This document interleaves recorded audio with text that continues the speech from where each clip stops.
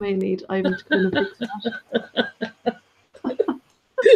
Sorry, guys. We're starting off with me like having technical issues. No, it's not going to stay. You're probably going to see a lamp come falling down. Anyway, hi. Welcome to the technical issues portion of our A Song of Ice and Fire reread.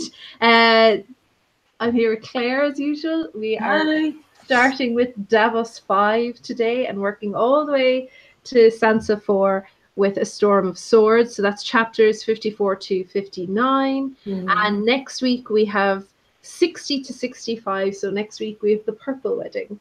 And And I want to correct something. Now. We're moving towards the end of the second part of Storm of Swords. Yeah. And I have to correct something because I should have said it to you before we started. I was at the Game of Thrones concert this week and they showed the Red Wedding scene. And actually Roose Bolton says in the TV show, the Lannisters send their regards. So I got a bit confused with that. I thought he also said Jaime Lannister in this show, but he doesn't. He just says Lannister. I got confused with that. Anyway, I was trying to find a common theme this week, but I found it hard. I guess information could be the common theme this week. Like trying to get certain information, trying to now the news of the Red Wedding is getting out. But there's a couple of times that Azor Ahai kind of pops up. That seems to be a bit of a. There's a lot of history. Bit of a theme. Sure, yeah. But the Bran chapter, I thought that's the biggest chapter for me. That was like really epic this week. And then there's a couple of, I think there's still a lot of like the dust settling after the Red Wedding. So especially for Tyrion and Sansa in King's Landing. So, and Bran is here. Bran, I'm guessing you're gonna love Bran 4 this week because it was mentioned the Night's King and. I'm sure there'll be long night discussion in there too. So yeah, I mean, we also have a battle scene, which kind of gets lost for me this week amid all the intrigue and the history and all that kind of thing. But yeah, so we start out with Davos 5, and the first thing I want to say about Davos 5, I love how we go from Tywin at the end of last week saying to Tyrion, "I'll never understand why." Killing somebody at dinner is worse than like killing thousands of men in a battle or whatever, to Davos really emphasizing to Stannis that one boy's life is more important than anything else. It's more important than, Stannis's claim to the throne, if that's what it takes. So it's just an interesting kind of contrast to Tywin coming. I think it probably would have been more emphasized had we done those chapters exactly back to back, but it does seem to be another one of those kind of the theme of guest right. It seems to kind of float around in a couple of chapters, but I mean, obviously we dive into it a bit more in Bran's chapter with the rat cook, but yeah, I just wonder if. I suppose it's like, what is more offensive? This is the concept that's being thrown at us, what is more offensive? Because there's this big thing in the books of it being the worst possible thing that you can ever do. Like the gods may forgive you for certain things, but you will never get forgiveness for, and Davos at the beginning of this chapter here kind of muses on this concept of the phrase now being cursed because of what happened at the Red Wedding. Yeah.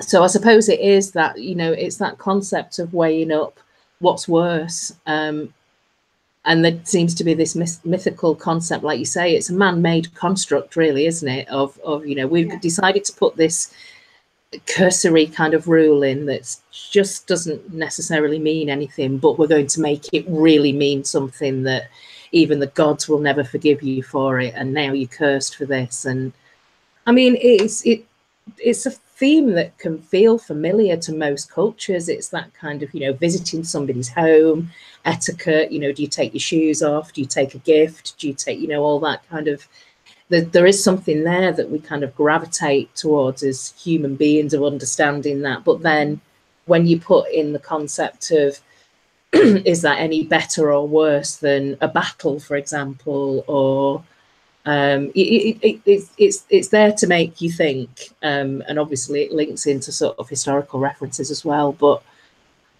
just at the beginning of this Davos chapter, the question I've got for you is: do you think the Freys are now cursed? Yes. Yeah. I do. Yeah.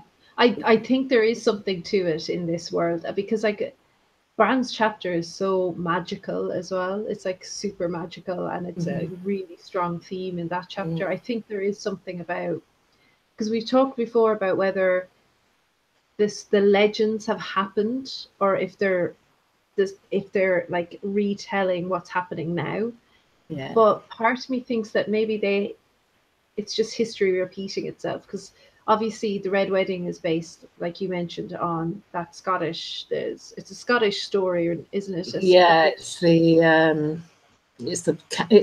Campbells and the McDonalds, isn't it? Yeah, and but you could draw parallels between, the Puritans or the Pilgrims going to America and like like making friends with the local tribes there, and then kind of again kind of turning around and basically stabbing them in the back. They kind of break guest right as well. There is like, it is a common thing. So, and some of these legends are so old that, I mean, you can't really say how accurate they are, but I do think that there is a certain karmic kind of curse, or it's almost as if people are willing it to happen in Davos's chapter and in Bran's chapter and even in Tyrion's chapter. There's the last chapter that we had last week. They're kind of, willing this to happen. Bran, thank you so much. That's so sweet. Thank you. I'm not on Twitter, so that's a big problem. So yeah, I think they definitely are cursed. Especially because this chapter as well has a lot to do with Mel and her dogmatic kind of religious purpose, and what she thinks should happen. But Davos doesn't fall back on his at all. He doesn't use the Seven to argue with Stannis at all. He's trying to use logic, but yet he still kind of goes, well, they're cursed now. Nobody's going to want to touch the phrase, like you said.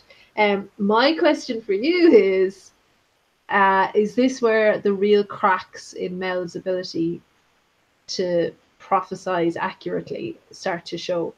Because I don't know, the story, her kind of, the way she's reading Stannis's current position doesn't really make much sense to me. Well, there's a couple of quotes in the text in this chapter that I think would substantiate that with, absolutely, yes, this is where we can see that, and maybe Mel's not as powerful, or perhaps she doesn't always get it right. And Stannis himself says that the flames are full of tricks. So while everybody else is busy kind of praising R'hllor, Stannis is sort of like, well, hang on a minute, no. There's beginning to be some doubt there from Stannis. And I don't often like Mel quotes, but there's a classic one here for the, those little nuggets that we get now and again for the reader, where she says the fault lies in the reader, not the book. So again, just like how to interpret things, how to interpret information, and what you think you can see and what you think you're reading, and all of those shades of grey in between the lines, which is what we all have the most fun about, really, I suppose, isn't it? All the differences of opinions, of theories and things like that, but it's not. So the truth is there. I suppose what George is saying is, it is all here. I'm writing about it, but X amount of percentage of that is up to your own interpretation. Well, with all the talk of like dragons in this chapter, and Stannis potentially becoming a kinslayer if he killed Edric, and there's allusions to the Baratheon Targaryen blood connection. That line in particular made me think of what you mentioned a few weeks back, is if Stannis is actually a Targaryen loyalist at the heart, or was he? Yes. That's what that line in particular made me think of. I've got it in my notes here. Stannis kind of, he slips a little bit and sort of admits that that when he was a boy, and it's perhaps even still now, he has this notion of like, yeah, but wouldn't mounting a dragon be amazing? Wouldn't it be an amazing thing to? And it's like, whoa, Stannis, right? Okay, yeah. So we can see that you've got a bit of like dragon lust there, you know. So yeah, I don't know, maybe that does have something to do with his potential loyalty to the Targaryens. But I think he's beginning to see that not all is as it seems necessarily with Mel, and she's very good at kind of manipulating. Oh, well, it's the fault of the reader of the flames, not the book. And yeah, and Bran actually said there that there are parallels playing out with all the old myths. Yeah, there definitely are, and we'll definitely see that with Bran's chapter 2. The line about Stannis being potentially a kinslayer if he killed Edric, how much do you push that? Hey Jules, how much do you push that kinslaying line? Like, was Robert Baratheon technically a kinslayer when he killed Rhaegar? Like, how far did that get watered down? How far down the family tree does that still be a justified thing? Yeah, I mean, you could say that there's a connection there between Robert when he took the throne, that, you know, I mean, I know it wasn't by his hand, but the death of Elia's children, you know, there's Targaryen blood there, and there's Targaryen links between the Baratheon. You could go way back, you know. It's like, is it still as strong? Does it somehow get watered down? Does it go from one side of the family to the other? So does it mean that because all of these families are all married into one another, is that part of this problem with Westeros, that's caught in this loop, this really extreme loop of summer, winter, and is the entire country, the entire continent is cursed? Do you know what I mean? Because in terms of bloodlines? Yeah, because they're kind of constantly involved in this epic battle, this epic kinslaying. I don't know. It's just when they were talking about like a huge perpetual curse, because it's just one big melting pot. Yeah. And if they don't abandon things like certain kind of beliefs that they have, like guest right or kinslaying or whatever, like, will they ever be able to escape any of this? It's and who is tying them to these things as well? It's just, especially, I'm not going to say it again, especially when we get to the Bran chapter, we'll start talking about that. Yes. Thanks, Jules. I do have my Onion Knight t-shirt on. Hi, Fred. Thanks a million for coming. Does it stop at first cousins, second, twice removed? Who knows where they all related somewhere? Yeah, they are. They're all related through the bloodline somewhere. Yeah, that's true. So we have, there's a great line in here, which I completely forgot about, where where Stannis remembers going to visit the king with Robert when they were younger. And it was only afterwards they were really impressed by him. And it was afterwards they realized, oh, it wasn't the king, it was Tywin. And they were super impressed with him. And just that line again between Tywin and Stannis, like, Stannis could very easily be Tywin-esque if he didn't have Davos around. I feel he could very easily kind of become maybe not as bad as Tywin. Hopefully not as bad as Tywin, but you know, could potentially get that way. I'm interested to know what you thought of the Maester as well in this chapter, because I kind of liked him in this chapter.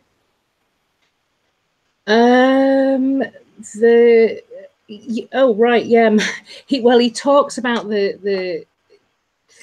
it's quite poetic, isn't it? Because the Maester in this chapter talks about reading being almost as like an art form. So he's really kind of selling this concept to Davos, that this is something that's really important that you need to do, and there needs to be a skill. And I do like the fact that Davos kind of is bursting with pride to see his son studying with a princess and a bastard, a king's bastard, and all that, you know. And it's like, again, but the you know, is she a princess? These are just titles that they're giving themselves at this point. But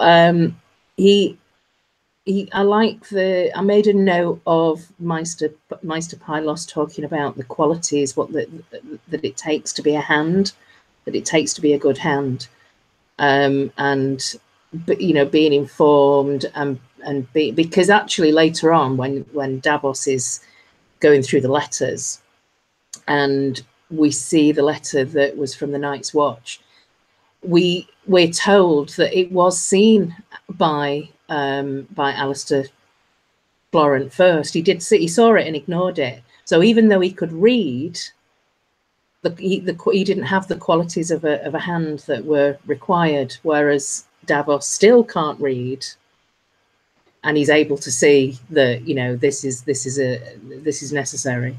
So yeah, I mean, the Meister now at Dragonstone seems to have slotted in quite well in place of Meister Crescent. Considering that they aren't like following the faith of the Seven there, he has fitted in quite well.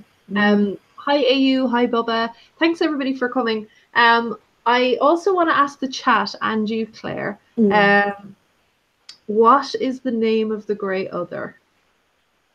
Because Mel says, the Grey Other whose name cannot be spoken. So I'm just wondering, does anyone know what that is? Because I looked it up and I couldn't find anything.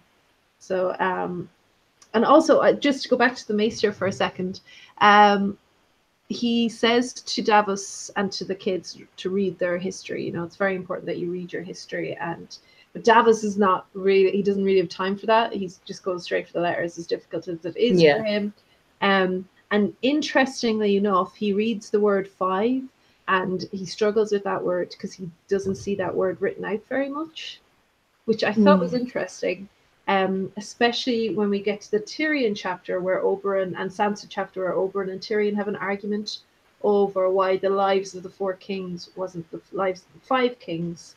Because so I wonder, was there some significance to that? But I couldn't really see anything other than the fact that we've just had the War of the 5 Kings, and maybe one of those kings will prove to be illegitimate, or they never really had a claim to begin with. Probably Joffrey, right? But I'm not sure. There was something, because you're struggling all about your numbers. Yeah, no, that's interesting. I wasn't really sure what that was all about, but because it's not a difficult word to read, is it, and pronounce? It's not. So if he's struggling to say that word, maybe there is a reason for it. So Fred reckons that Bran Stark might be the great other. I think there's a lot of evidence to suggest that might be true. Actually, I've got a big tinfoil theory coming up for Bran later on. Actually. I'm not sure if anyone has ever suggested it, but I think totally. And Bubba just went to his local gut rot Chinese buffet. I swear to God, I had the worst dose of food poisoning last week. We're talking about food poisoning and Chinese food. Oh God, it was so bad. Oh. Bubba, I hope you're okay though. So I was just wondering about the Great Other. It feels as if Mel is willing this war to happen. As if she doesn't want Stannis to try and make friends. Davos, we hear through Salladhor Saan, is dangerously trying to make allies again behind Stannis's back. And Stannis himself suggests that he should go to the Ironborn and go to the Northern Men and try and make alliances before the Freys and Boltons get in there, and the Lannisters maybe try and do something. But Mel is really saying no, that none of that is going to be important now, and I don't know why it wouldn't be. I mean, Stannis would be the best person to get behind at this stage. We'll see later. He's the best person to get behind in terms of taking the threat seriously at the north. It's interesting because I think Mel is. I think she thinks that the battles between the kings and everything that's going on between the sort of battles between men are irrelevant, really. They're just kind of, it's just something that they're doing. The big fight, the real big battle, is the battle for the Dawn, and this, I'm guessing, she now feels is going to be needs to be taking place between, up at the Wall. So this is where she's gravitating towards. This is where the real battle is. But yet, at the very end of this chapter, Davos reflects that. I just found it interesting that Davos is reflecting that men are men, and he sort of thinks he thinks about the. He seems to think that the wildlings are kind of okay, and that there must be some good and some bad. So it's interesting that he's thinking that way, where Mel is only thinking it's very black and white with Mel. There's good and evil, and if you're on this side, you're on the right side, and anything else is just irrelevant. The battles between, of the day-to-day stuff that's going on in the realm is really irrelevant. And even going into wins, I'm not entirely sure if she's right yet on that score. Like, we still don't know whether it is going to be that kind of black and white. I feel like there's going to be a lot more nuance, though. Especially when we meet the children. What do you think Patchface means when he says the old fish eat the young fish? It's something to do with the Tullys, maybe. Maybe, yeah. Maybe. Yeah. Yeah, it could be. The old fish eat the young fish.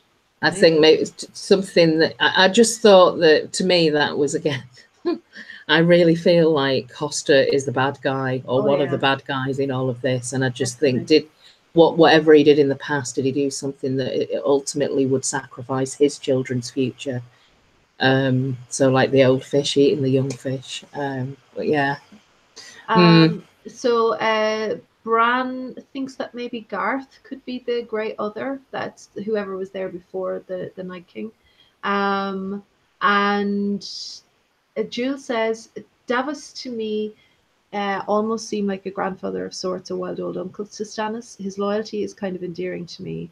Whereas on the other hand, Mel, all in red, being the devil, so to speak. Yeah. So,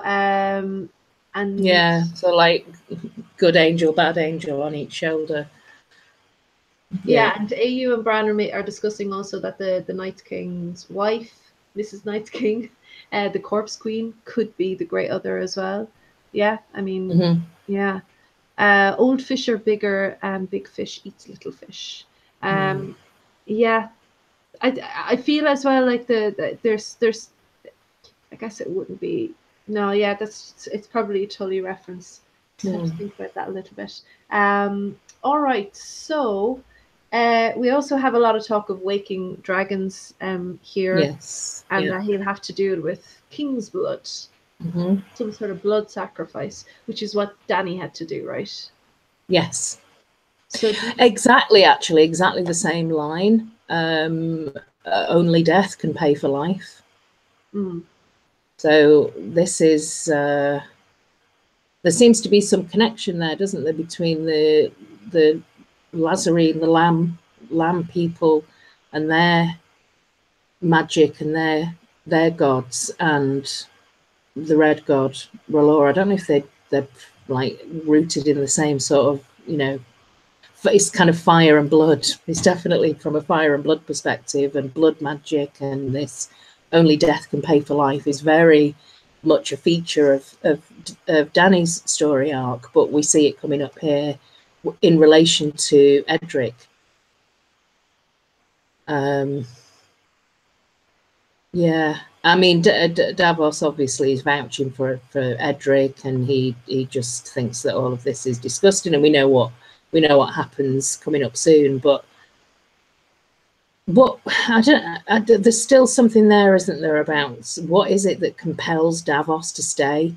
Why doesn't he just go, this is just freaky, this red witch is a absolute crazy bitch, I'm just going to pack up and go home, I've lost all my sons, I'm just going to draw a line under it and go back to my wife and younger sons and just have a happy life? There's something that compels him to be there that's more than just the fact that he's an honourable, dutiful guy. It's strange. Sonny is wondering if we think maybe hi Sonny, by the way, if we think stone dragons might come to life at Dragonstone. There's lots of references to dragons and dragon parts, like everywhere, all over Dragonstone. Obviously, there's reference to that in Tyrion's chapter later on. So there's it's like the spectre of dragons potentially, like this, whether it's dragon skeletons or stone dragons, like gargoyles in the foundations at Dragonstone. There's something very magical and poetic about it. Whether or not, I don't know. I mean, there's theories that there are dragons underneath Dragonstone, and that I definitely think they're dragon eggs, probably, right? Dragon eggs, like I don't know, hatching or something. Davos was saying when he went into the cells at Dragonstone, it was like an oven. It was hot, boiling down there, and that's unusual for a dungeon. I listened to. I was saying to Claire before we started that Lucifer Means Lightbringer has put up some excellent panels from Con of Thrones a couple of weeks back, and one of them is about dragons, and Aziz from Westeros History and a few others are involved in it, and they talk about how it seems that dragons need Targaryens, and somebody put forward the idea that when a new Targaryen comes into the world, then there's potential for a new dragon to come into the world as well. So if that turns out to be the case with Dany, that could be interesting if she turns out to be pregnant, I suppose. But it also made me wonder: are all dragons' eggs the same in size? Like, do they all start out the same, or could there be bigger dragons' eggs on Dragonstone already there, so that if they do hatch by the time we're going into Winds, that those dragons, they won't be as big as Dany's dragons, but they still might be big enough to cause a bit of damage. Like massive baby dragons. Yeah, massive toddlers. Bran says, "Waking dragon from stone. What if it's Rhaegar and he's buried in the crypts with Lyanna?" I think that's a really good idea, and there's already like foreshadowing in Bran's chapter. We're going to have the dead walking among us again. Jules says, "I kind of imagined it seeing how Dragonstone was described in the picture of the World of Ice and Fire." Yeah, I should have brought it over with me. It would be interesting. It would serve. Bran says it would really be one to send the bones of Brandon back. Rickard was burned, but Brandon wasn't. Oh, actually, yeah, I never thought about that. I wasn't sure what happened to Brandon Stark at King's Landing. That's a good question. Yeah, I think that's a really good question. I don't know if Aerys sent the bones back.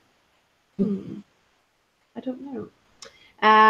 So that is Davos 5. Just one final thing from this is the prophecy, which Melisandre talks about in this chapter, and she talks about it's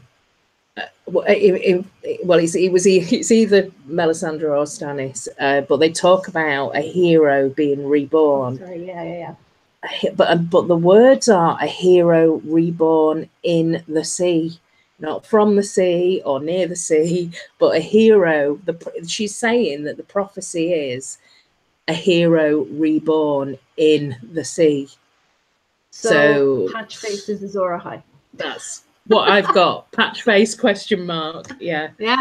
There was that really strange religious experience that Davos had on his little rock. That like literally we were there with him in the water when all these weird things were happening, and that did kind of feel like a bit of a rebirth. But if it's reborn in the sea, I mean, maybe you could extend that to in water generally. Well, there's a few. Like, I mean, we've got another. Sorry, a bit of a Winds of Winter spoiler. If you haven't read, I presume everybody's reading anything they can at this stage for Winds of Winter. But that Damphair chapter, the Forsaken. I mean, there could be a certain amount of he is being reborn. If there's something he has yet to fulfill, as his role, maybe. There's a lot of characters that could apply to. Theon, it could apply to. It could apply to Theon. It could apply to Sam when Sam goes in the river at Bravos, or even coming up through the well in Bran's. Maester Aemon still alive? No. But it wouldn't necessarily apply to Jon, would it? To Jon Snow in terms of, well, could it? Unless they move him to Eastwatch or something. unless they move his body away from Castle Black, unless the wildlings take him to Eastwatch in the next book. I mean, it could even relate to Cat, that she was literally reborn from, dragged out of the water. Could relate to Arya coming back from Davos. There's a lot, like Dany coming to Westeros. There are actually a few people, even like pretty much everybody has. There are very few characters that Jon is pretty much the only one who hasn't been near the sea. Really, I just thought it was strange that it was. I remember this quote being a hero reborn amidst salt and smoke. It could be Mel. Yeah. If she's to go back to ASOS. Reborn in the sea. That's the prophecy. Yeah. Yeah. So really, just to point that bit out. Speaking of our hero, my hero, moving on to Jon Snow. Actually, no, Davos is my hero. I love Davos. And I do think Davos is definitely one of the bigger heroes. Bubba says, what about the fisherman's daughter? Came out of the sea onto the sisters, supposedly pregnant with Ned's child. Good point. Yeah, the Order of the Green Hand reckoned that that's actually Shara. So that's actually a really good point. Yeah. So he says, I just read that. considering that is over 400 years old, I think she's the worst ability to prophecy. Yeah, definitely. Also, Stannis knew that. Do you think he'd still be sleeping with her? I don't know. Maybe he would. So then we have Jon 7. This is the battle at Castle Black. The wildlings are attacking. There's actually, it's a really good chapter to go into to Bran, and it's obviously very important because of it's his last moments with Ygritte as well, which is very sad. And he has this. We find out that, well, I think we knew before that there was a civil war. I think we knew about the Night's Watch civil war before. I think we heard about that before. And that that Mormont was the 997th Lord Commander. So just ramping up to your 1000, your favorite number. Yes, yeah. Well, there is an argument that actually always add an extra 1 on top of that, because the 13th Lord Commander was wiped from history, so he wouldn't have ever been. He wouldn't have been counted. He wouldn't have been counted in. So actually, it's more like the 998. So the next one will be the 999th. So Jon isn't the 1000th Lord Commander. That's the next one after Jon. So, well, Delora said in the show, right? Yeah, in the show. In the books, might be that there isn't. That's it. There isn't one. Yeah, well, maybe that's why they're trying to, that maybe that's what this is all about. This magic number of 1,000, and it seems to be, 1,000th Lord Commander. Is it the 100th baby as well? There's like the Craster's sons. That's right. Yeah. Hey, David, nice to see you. Thanks a million for coming, guys. Yeah. So there's a few things here. There's a lot of information, specific information about like their last meal, the infrastructure around the wall, which is going to be important when we get to the Night Fort later. It's kind of there's a rickety kind of element to the infrastructure. We find out that there's no defense walls, that because they didn't expect to ever be involved in. There's no defenses from the south whatsoever. No. Yeah. So Bran, and later on, Bran and Jojen can get in quite easily. Mira seems to shimmy up the wall quite easily, and obviously it's vulnerable to the wildlings. There's no physical defenses. There may be magical defenses, as we find out in Bran's chapter. So because there's always that conversation: did men build the wall? Almost certainly not. It seems as if they had some sort of help from the other side. That this was a mutual agreement. So it doesn't seem impervious to attacks from man, which is interesting. Although they do defend the wall, they do manage to keep them off. That weird image of all of these kind of Night's Watch scarecrows along the wall, as a sentry, which kind of foreshadows Bran's story about the 79. in this chapter. He has this great line talking about being caught between a hammer and an anvil. That's how he feels. And like throughout this whole thing, you forget, I forgot until I got to the end of the chapter. Yeah, Jon is basically operating on one leg as well. Yes. Yeah. He's really, really good, and just shows you like how lacking in talent they are at the Wall. Well, he already in this chapter this is the first time that we have any kind of a threat to the Night's Watch where the old bear isn't in command. And Jon seems to naturally seem quite commander-ish already in this chapter. So we're beginning to be persuaded as readers to feel more comfortable about the 15-year-old bastard boy at the Wall becoming the next Lord Commander when it actually happens. But I've got to say, just on a kind of a lighter note from the battle, that I can really tell where the you get ridiculous fan fiction and ridiculous theories and things, but why people would put Jon and Satin together, because there's something about this in this chapter where all of a sudden Jon seems to be kind of like slightly bi-curious in the heat of battle. I was wondering if there's something maybe that he is actually a she, because then we get like talk of brave Dany Flint in the next chapter as well. Yeah, that would be interesting actually. Was there something there, because he grows up in a brothel, right? Yeah, it's like a man whore, like basically like a rent boy, but described as pretty as a girl, and these kind of ringlets, and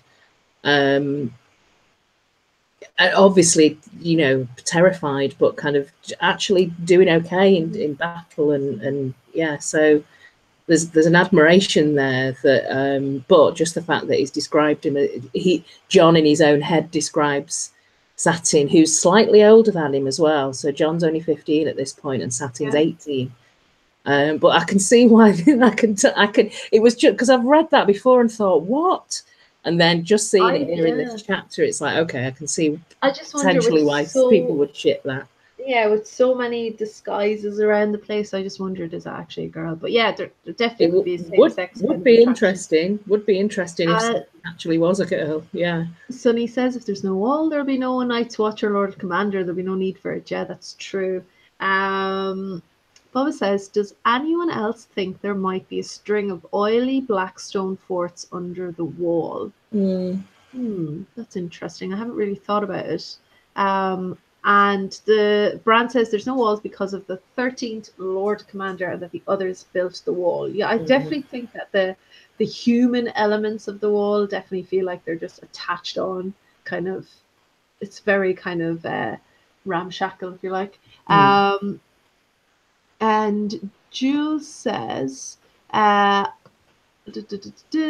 know can't always say because of magic, but I'd like to know of Brandon as a wizard of sorts. Yeah, there's definitely going to be a bit of that in the next chapter as well. So the only other thing I have here is him thinking of Theon, and not thinking of Theon in a negative way. Jon is very good at removing emotions when he's thinking of people. He did it with Tyrion before. He's done it with other people where he can just think about them in a very kind of logical way almost. Like here he thinks about what Theon taught him in terms of archery skills. And I don't think if I was thinking about somebody who killed my baby brothers, I would be able to ever think about them full stop. But he's able to disconnect, which is something that Dany is able to do as well. And it's a bit, it makes me feel a bit uncomfortable. That kind of very. I was just going to say it's that sort of narcissism, psychopathic kind of sort of element of leadership that's sometimes required.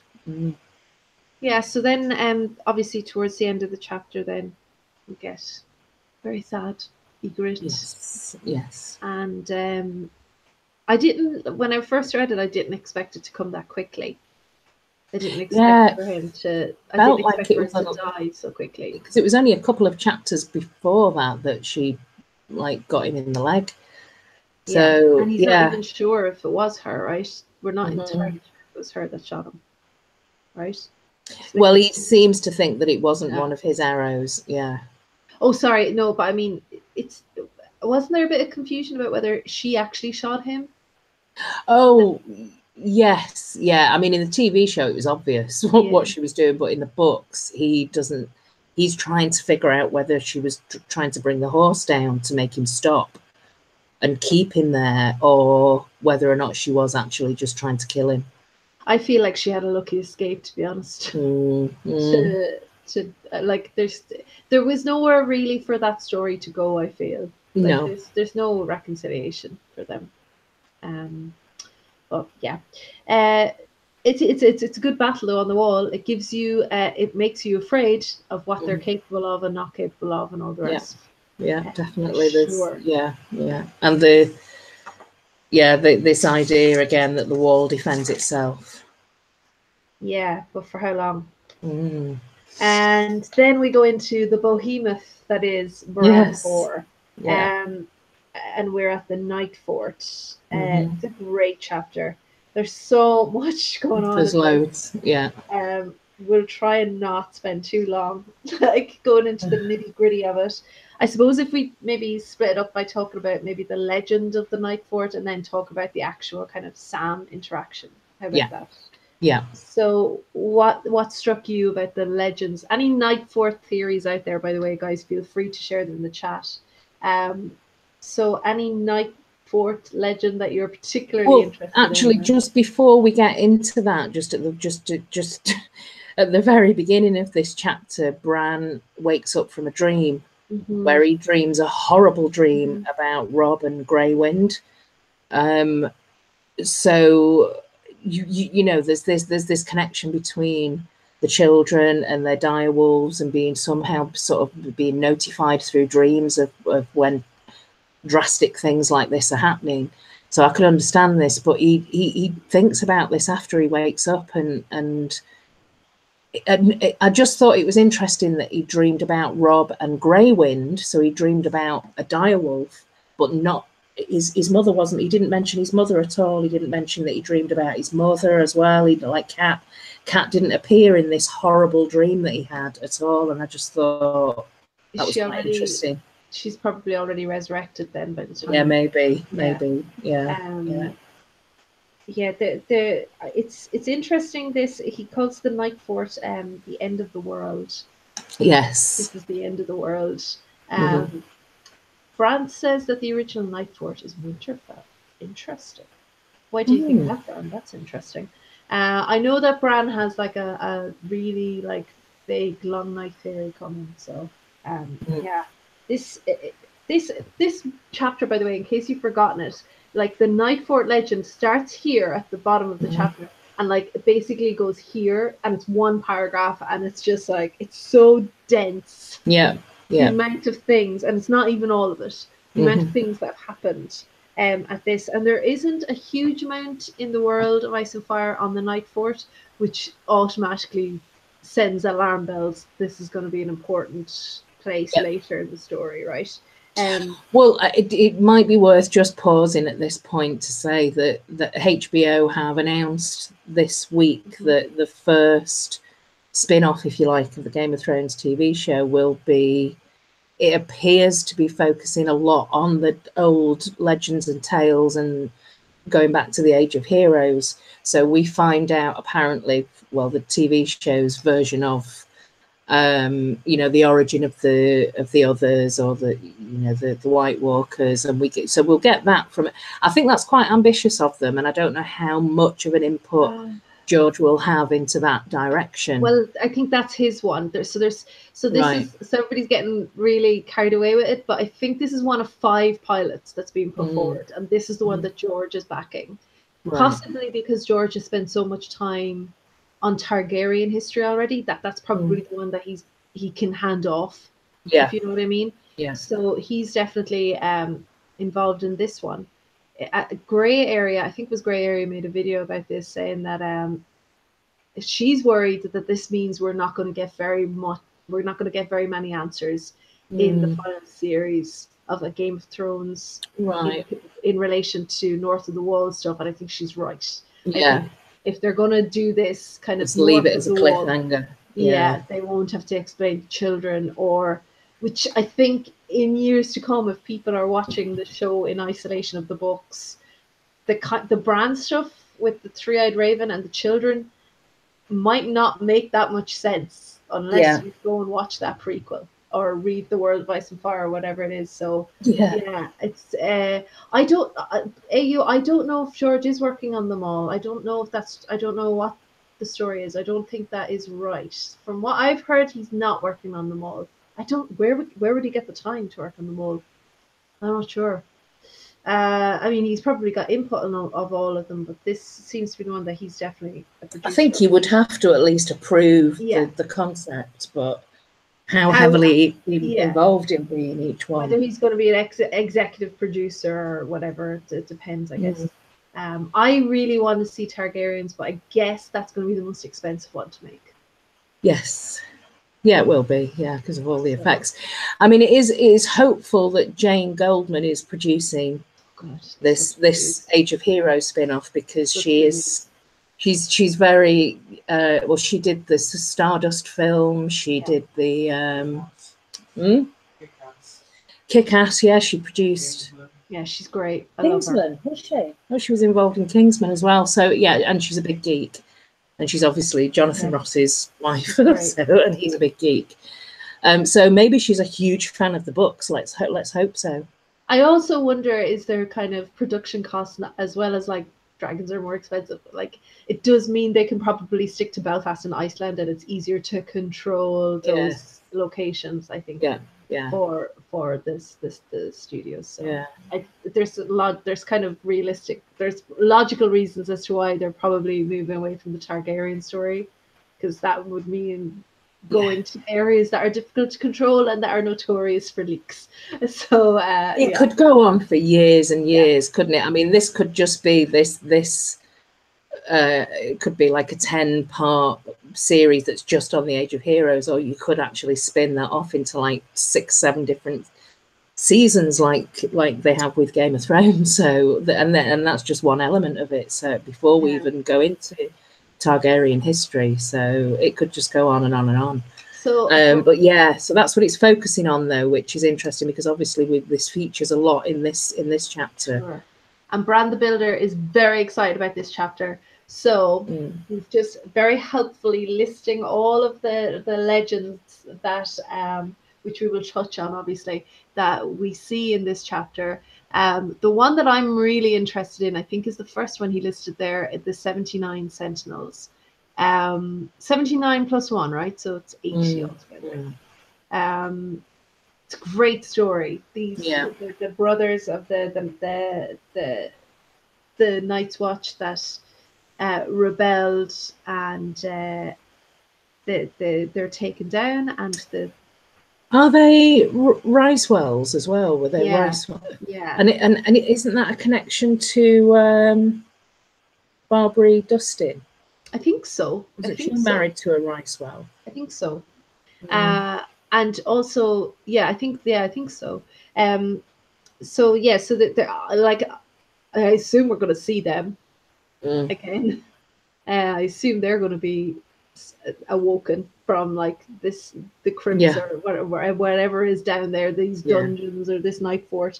The night fort is way bigger than Castle Black, and it was the original kind of heart of the Night's Watch. It was the original kind of place, but so many bad things happened there, which to me suggests that maybe the Wall was trying to get rid of the Night's Watch, almost, is trying to get them out of there. Some of the stories are horrific that are there, and also compared to John's chapter, where everything is a bit rickety and there's like wooden steps and things like that, here we find out that there's steps carved into the rock and the ice. So this isn't just, I feel, again, it's just that this is more than just men who made this. There's more at work there, I feel. It sounds like the Nightfall was the big like focal point of the wall, like at the beginning, right up until it was abandoned a couple of 100 years ago. So it was the key castle on the wall, and it just the amount of things that happened at that location, and just the fact that still now, even in this chapter, and the way it's described and the atmosphere and lots of like everything's massive. It looked like you can tell that it was a functional place, but it's just been left and abandoned. But still, there are rats everywhere. Just the thought of there being like after hearing the story of the Rat King. Also, what are they living on?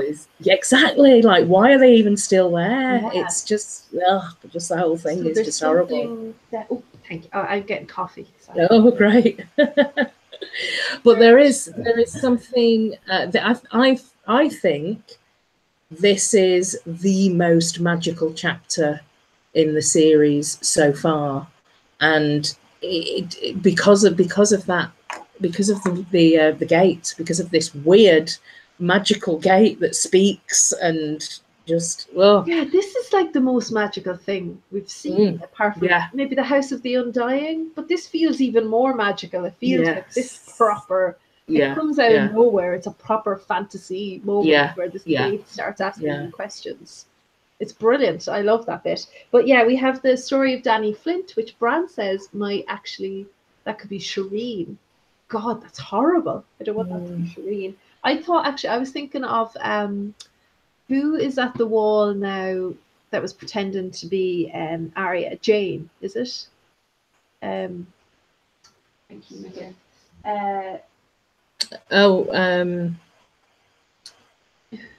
She goes with Theon. No, not with Theon.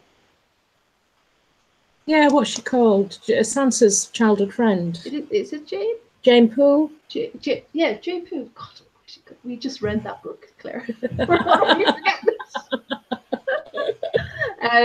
Yeah, I wonder, could that be her maybe, rather than Shireen? But yeah, there's also a line here. This is the castle where King Sherrod had called down his curse on the Andals of old, where prentice boys had faced the thing that came in the night. So the thing there, I suppose, like there could be a lot of legends compounded here and split up, or like the timeline is all over the place and stuff like that. But and AU is suggesting that Dany is Daenerys. It could be. I mean, there's definitely, if she fulfills some sort of Nissa type role, maybe the rape of Dany Flint might be like, some sort of thing that Dany has to go through later, perhaps. I don't know. Definitely the Night's King, Night's Queen story is interesting. This idea that this Lord Commander went out and found a corpse bride, and basically she took his soul, and then they ruled for 13 years at the wall. That's a very interesting kind of story, and again, it's hard that's the guy that they've cut from the history, like you said as well. Yeah. Hey Thunderclap, thanks for coming. And Ion, I think I forgot to say it to Ion as well. So yeah, Bran says it could be, but just seemed that if Shireen ran away from Melon's release from the Night Fort, hid as a man, and one of Stannis's men raped and killed Shireen, just seems to fit. That would be an interesting. That would definitely be an interesting, pretty tragic end for Shireen for sure.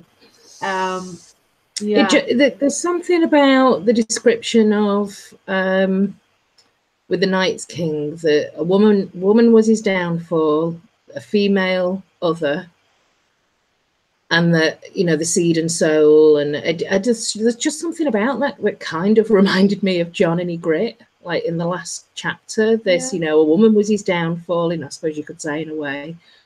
Although you could also say that Ygritte was just a very nice plot device to kind of get Jon from the, leave the boy behind to become a man kind of thing. That's an obvious one, but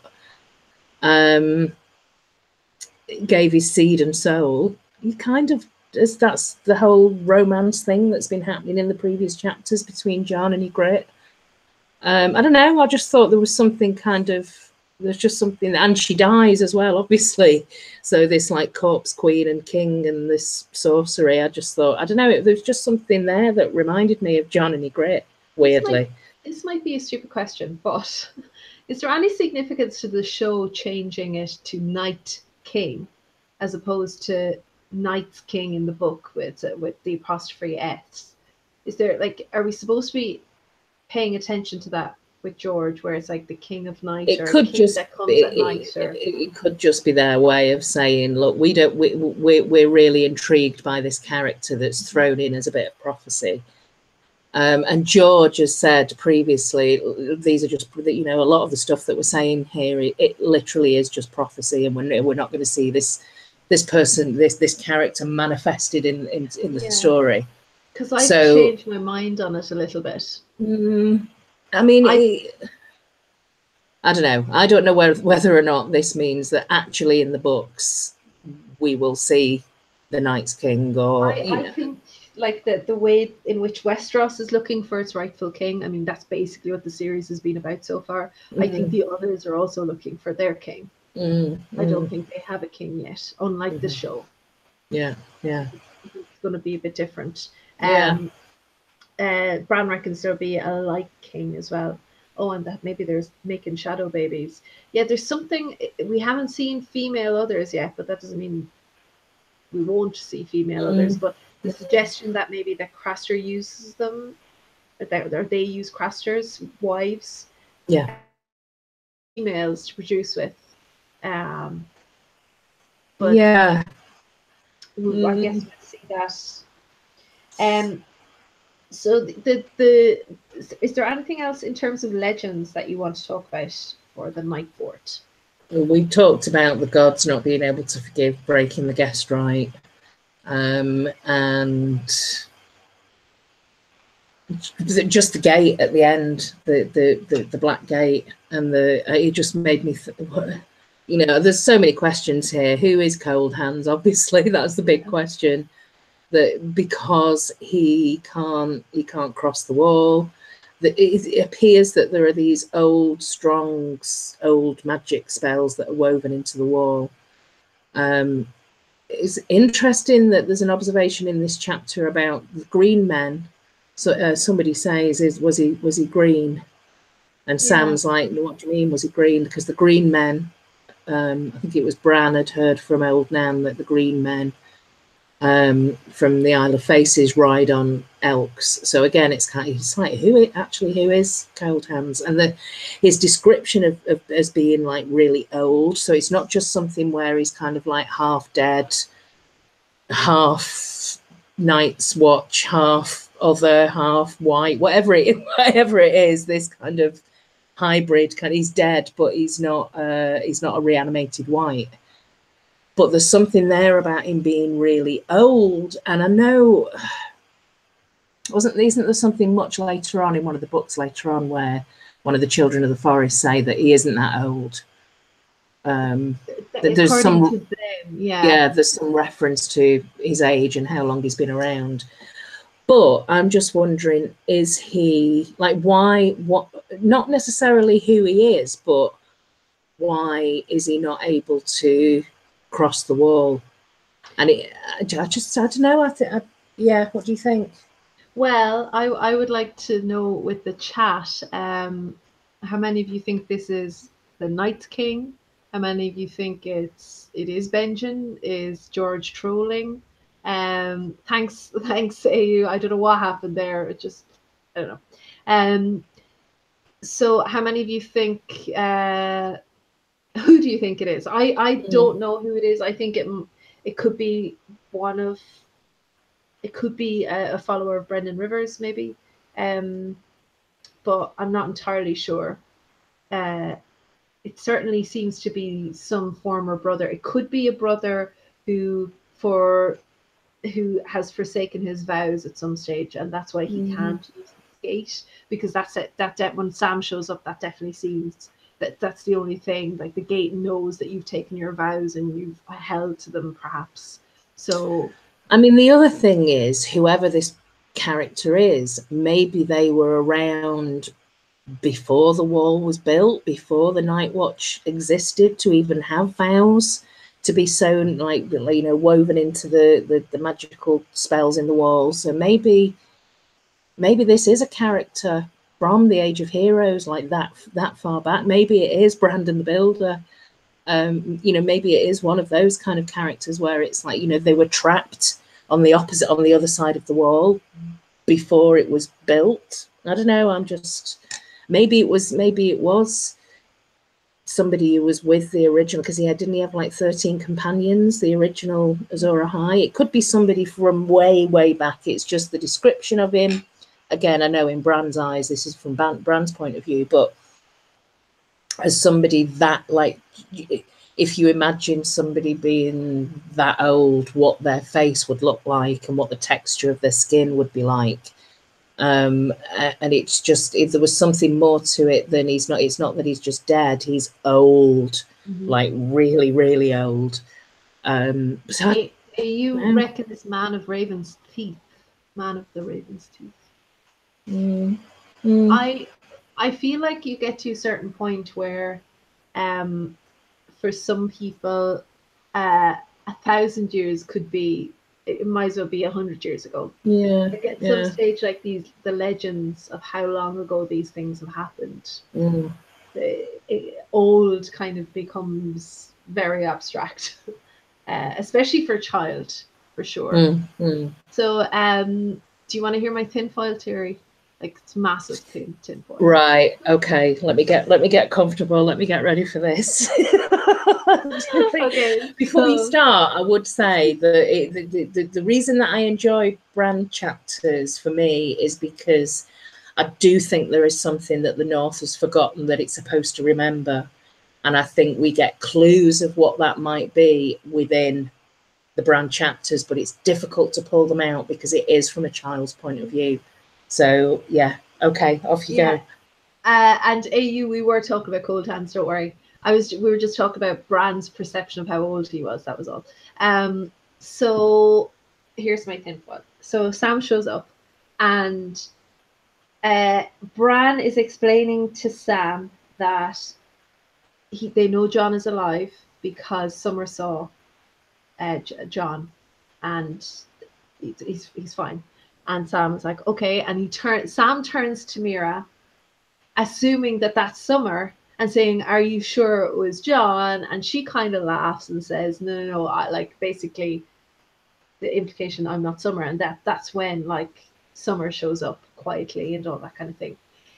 I just wonder, because there's also this horrifically awkward moment where Bran wargs Hodor, and it's horrible. Yeah. And he describes it like putting a left boot on your right foot or something. It's like, it's so horrible. But I just wonder, will Bran have to warg Mira? Because right now we know him as warging Summer all the time. And I just wonder if he gets to a stage where he needs to leave the tree, but he's so entangled in it that he physically can't, will he warg Mira to leave that tree? Will he have to warg her to physically leave the tree, or physically leave that area? Well, I wouldn't. The way it happened, and it's also like there's another reference in this chapter to Mira sensing something was wrong with the dream that he had about Grey Wind and Robb. And Jojen doesn't pick up on it, but yet Jojen is the one with the gifts, and Mira picks up on it. And he also thinks about Mira climbs up at the wall to see what's going on. Yeah, and he wants to be. And he wants to do that. Yeah. Yeah. I can see that now. I can see where you're going with that. I think. See, there's two. Wouldn't it be tragic, but again poetic, if Mira sacrificed? She's sacrificed so much so far, and it looks like Jojen's potentially going to be sacrificing himself as part of this kind of adventure that they're having, this quest, mission, whatever it is. But if Mira also went to the lengths of, I will sacrifice myself so that you can do this and you can escape and you can live your life through me, kind of thing. Well, But I don't think she'll get a choice. I think that I think it would be worse. And I think it would be probably more probable that he does it by force. But there's so many things about this cat. Bran keeps reminding himself. There's something here about how when he's trying to pull himself together, when he's scared at the night fort, and he's scared of the dreams that he's having, and just he's constantly trying to bolster himself by reminding himself that he's almost a man grown now. And it's like he's trying to convince himself that he's able to do these things because he's a man now. So like skin changing into Hodor, it's something that I can't see it. The fact that he's whimpering and like it's stuck horrible. in a corner, it's really, and even the way it's so creepy. It's such a violation the way it's described. Like he's slipping in, and it's like it's so horrible. Ion says, how far can his warging go if he's stuck in the tree? Well, this is my thing. I think that's what makes him way more powerful than Bloodraven. The fact that he can warg to the extent in which he can. I don't think Bloodraven can do that with people. So I don't mean like necessarily consciously stuck in the tree. I mean physically kind of trapped by the tree that he'd have to get out at some stage. Bran says, if his body died while he was in the tree, can he get back out? Or does second life start there? I don't know. It's a good question. Ion says, what if Bran is strong enough of a warg that he can find a way to cohabit another person's head without messing them up? It's getting very Westworldy then, isn't it? So AU, you might have something to say about that. Hi Connie, thanks a million for coming along. It's just something that I think, because you could read it two ways. You could also say, because there's a lot of stuff about, Jon is his brother, and then Sam says, well, Jon is my brother too. So in essence, are they brothers if Bran wargs Jon, for instance? Because that's definitely a possibility if Jon is a zombie, white. So that could be either. But there was just this thing about Mira in this chapter that it's not like it's the way he talks about her, it's almost like he doesn't want to be with her. He wants to, it sounds gross, but he wants to be part of her, and not in a sexual way, but just, I don't know.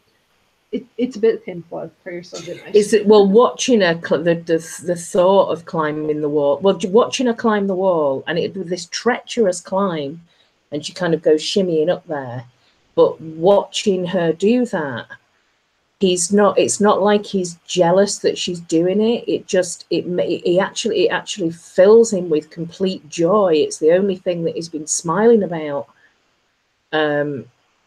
with everything horrific that's been happening recently as part of this journey. But this is the bit where he starts to remember what it was like climbing at Winterfell and how it felt, and how, so it really wouldn't surprise me actually if he was going to do something like that. But and also at the very end of this chapter, there's this sense of, you go to the other side of the wall and it's cold, it's bitterly cold, and Bran kind of reflects on whether or not he will ever in his life go anywhere that's warm again.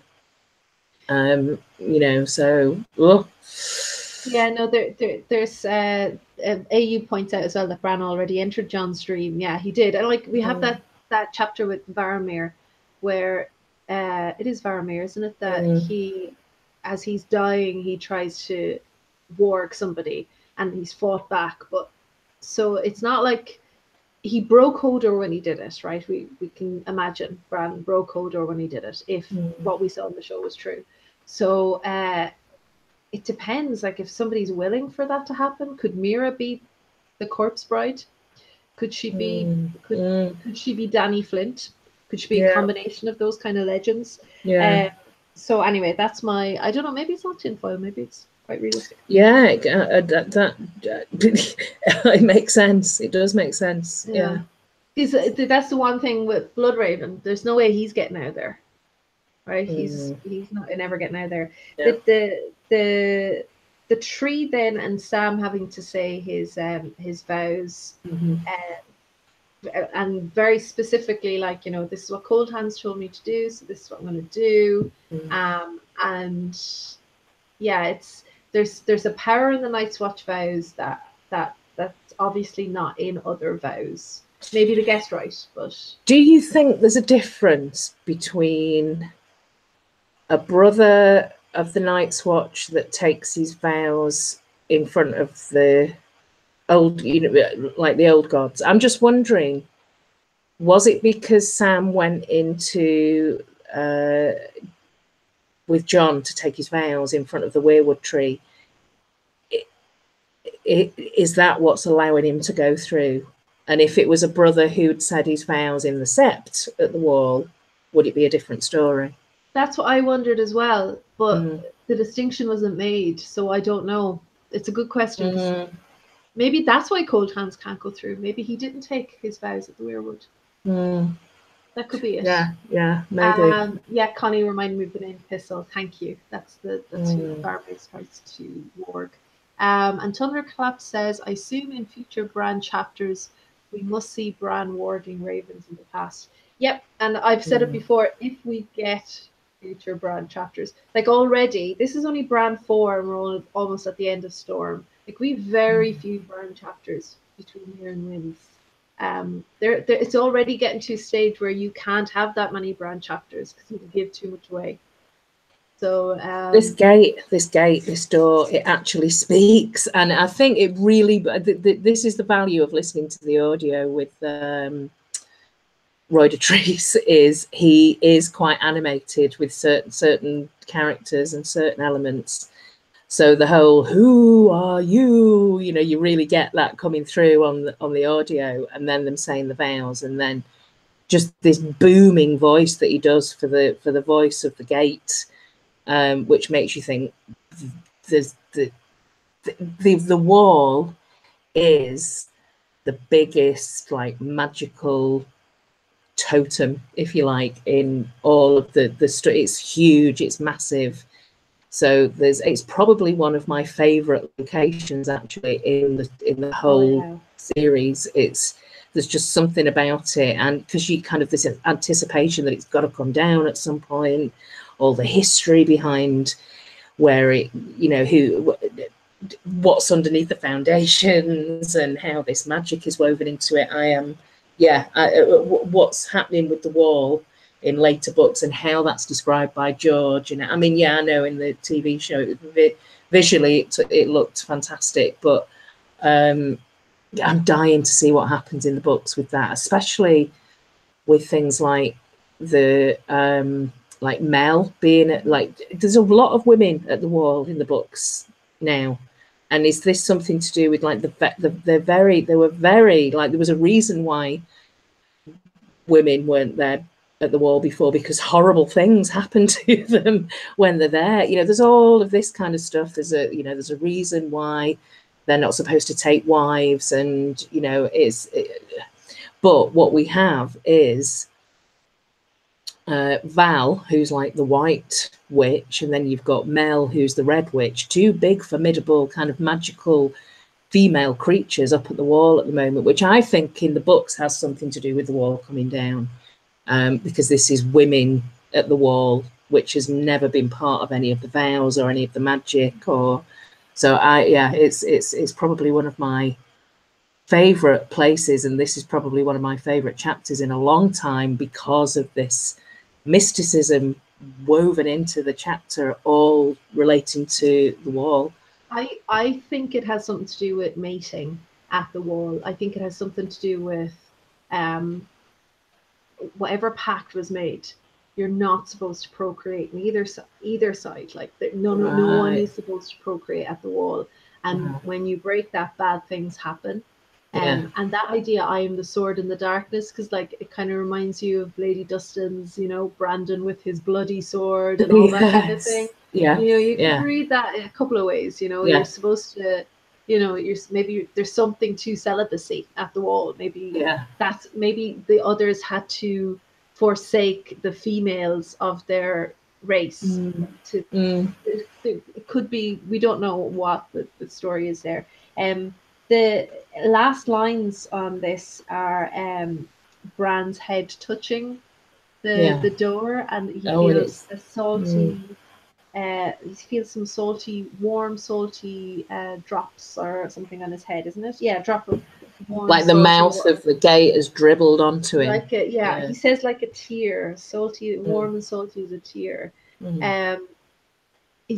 Are the trees crying that Bran is there, or like, is there something? Yeah, maybe there's it's like forced his way in somehow. Yeah, it does make me want more magic. So I'm guessing we'll get more magic, hopefully. So what do we have here? Thunderclap says the version of the Order of Green Hand, as they take the green recruits to the Weirwood Grove to place their hands in its mouth. Yeah, interesting. And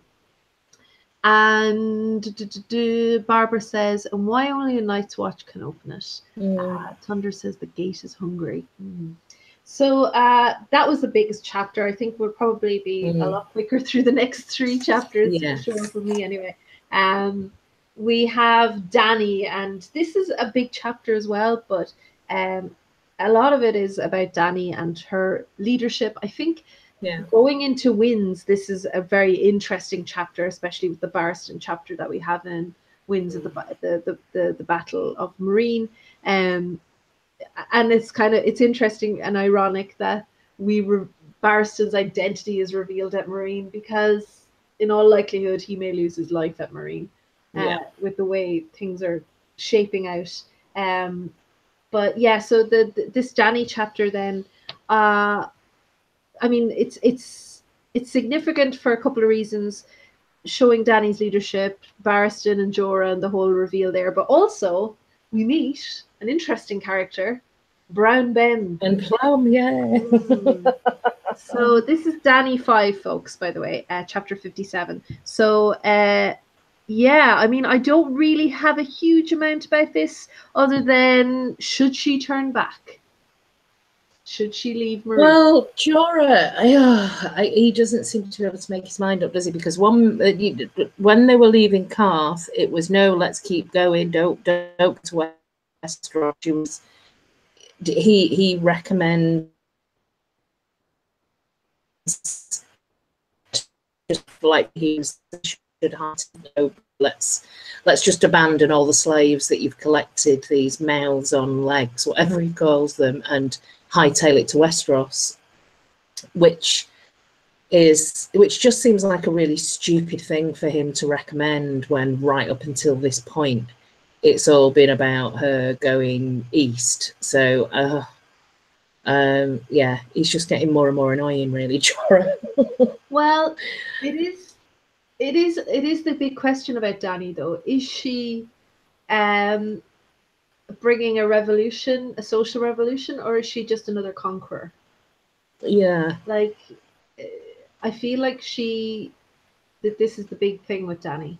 What kind of reign is she going to bring to us? I think she understands that there are consequences to what she's done. Freeing slaves, she's realizing, okay, maybe there should have been something there, or I should have been able to kind of, more resources to be able to kind of do this, because it's a huge transformational culture change, rather than just me going in and saying, no, this is wrong, I'm going to free everyone and hurrah, I'm the breaker of chains.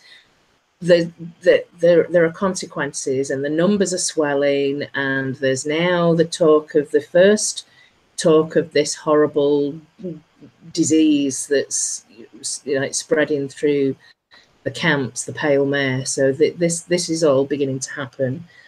And I think it must be hard though, I think, for Dany, because I really felt this in this chapter, the description of the children, the slave children being like nailed alive, nailed to the mast, and the fact that just that touch in there of them all like pointing the way to Meereen, I can completely understand her rage and fury of, you know, this will, and for that to overtake any sensible, practical, pragmatic, we need to have resources in place to be able to kind of account for all of these slaves that I'm freeing. You know, there needs to be, it's like cause and effect, but like, I don't know why George didn't say, okay, if you want Meereen, we'll go for Meereen, but we're going to have to leave Westeros then. Yeah. But he can't say that because he wants to go back to Westeros. But and Brown Ben Plum, which is hard to say. Try saying that fast 3 times. Obviously, we have this thing with the dragon, and you know, favorable kind of interaction. But he's the one that suggests going in through the sewers of Meereen, which, if people are getting sick, that's not necessarily a good idea. No. So yeah, I'm not sure what to make of him. I'm not even sure what to make of him at this stage. He's an interesting character. Doesn't he swap around at least a couple of times? He turns his cloak a couple of times. Yeah. Throughout the story. He's on his side at this point, and then I think he flips back again later on as much later. We're losing you a little bit. Oh, sorry. Can you hear me? I don't know if it's you or me. I think it's you, but I'm not entirely sure. Oh, I don't know. You're completely clear. Can you? I was just wondering what the historic reference was. There was a specific historic reference with Brown Ben Plum. You're right. It's difficult. And the reference to a drop of dragon blood, and that an old ancestor, an old Plum ancestor, basically kind of had a relationship with the dragon princess. So I was just wondering I'm sure it's already in World of Ice and Fire, but I was just wondering what that historic reference was, and whether or not it was the original Princess Daenerys who arrived in Dawn. Yeah, I don't know. I didn't look into it. I should have, but I didn't look into it. Does anyone in the chat know? I don't know if it's been confirmed or anything like that. What that historic reference is, when he talks about having a drop of dragon blood, and an old ancestor, and a dragon princess. I don't know, but it's definitely like it makes me wonder, like, how much like what the reaction would be if they met somebody from the Baratheon line at this stage. Like, if someone is a drop in it, like, how old does that drop of blood need to be? Or but yeah, it just made me wonder what, because with the talk of Stannis at the beginning of this reread, what the reaction would be there, because we know, like, later on that, you know, the Martell boy doesn't do too well there at all. So and there's this thing as well, isn't there, I suppose, encapsulated into that reference of it's all a big melting pot, and we're all kind of somehow related to somebody at some point way back down the line, and at some point it was the Baratheons and the Targaryens. At another point it was the Targaryens and the Plums, and you know, you could go way back and say, well, I've got a tiny little drop of X, ABC, whatever you want to put in there, you know, blank. You could say it was anything at this point. So interesting. Well, it doesn't seem to work like that with the direwolves. The direwolves, it's about who their allied child, their allied Stark kid is friendly with. So, like, Jojen and Mira get on fine with Summer, and Sam gets on great with Ghost and Summer. But yeah, like, I wonder if Nymeria was to meet Sam at this stage, what would the reaction be? Because obviously Sam and Arya have no connection. That's, yes, actually, that was quite, that was a thought that I had this week when I was thinking about Sam's met, which Stark children and which direwolves he's met. And he's met Jon and Jon's direwolf. He's now met Bran and Bran's direwolf. He's met Arya, or he will do later on in the story, in Bravos. Mm-hmm. Does that mean that when he does get back to Westeros, at some point in his travels, he'll run into Nymeria and maybe she kind of saves him somehow? Or, well, you know, yeah. It's also kind of like a whispers game between the direwolves, because Nymeria seems to know Grey Wind is gone. Mm-hmm. So is Summer seeing through Nymeria, who's seeing Grey Wind, or like do they have this kind of like what way is it working there? So yeah, because we also get reference to Lady in the next chapter, Sansa's chapter today. So yeah, it's an interesting one. Tundra says it's Osfer Plum died, then his wife got pregnant by Targaryen, hence the 6-foot cock joke, because he was 6 foot under. Oh, right. Okay. Interesting. So yeah, I really don't have very much about this. Obviously, the big thing in this chapter is Barristan is outed as Barristan Selmy, and in case Dany is going to turn him away, he decides in his haste to go, yeah, well, whatever you think about me, Jorah is also a snitch. It really was like tattling in the extreme, wasn't it? It's why didn't Barristan the Bold drop Jorah in the shit much earlier? It's funny because they do both end up literally in the shit at the end of this chapter, which is funny. But why? What was he waiting for? Well, what did he just like? Why didn't he pull her to one side and say, "Look"? I suppose he would have had to reveal himself at the time, but you know. So by the time he was fired by Joffrey, right? Many months since, not maybe many months, but it's definitely 2 months maybe since they probably heard since they probably heard anything from Jorah. So he wouldn't have already assumed, based on that little information, that Jorah was no longer spying for them. I don't think he would have had time to know that. No, he would have still been assuming that Jorah is constantly betraying her. So I would have thought. Yeah. Of course, the wild card here is Illyria, and how much does he know? Like, did he know that was Barristan that he was sending to Dany? Yeah, I don't know. So I assume, just with the Varys connections, they would, right? Yeah, I would have thought so. They would have figured it out. Yeah, because even Jorah recognized him. There's value to that, just the name. Yeah. So you know, I would have thought that he did know that that's what was happening. And keeping Dany safe keeps the dragon safe for Fagon. I guess. Yeah.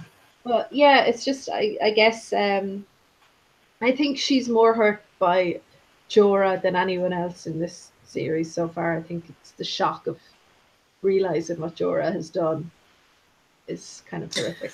Actually, no, just thinking about Barristan, that's quite interesting, because I don't know whether to trust. I don't know whether to trust Barristan. Actually, there's something about him that just makes me not quite sure what his motivations are.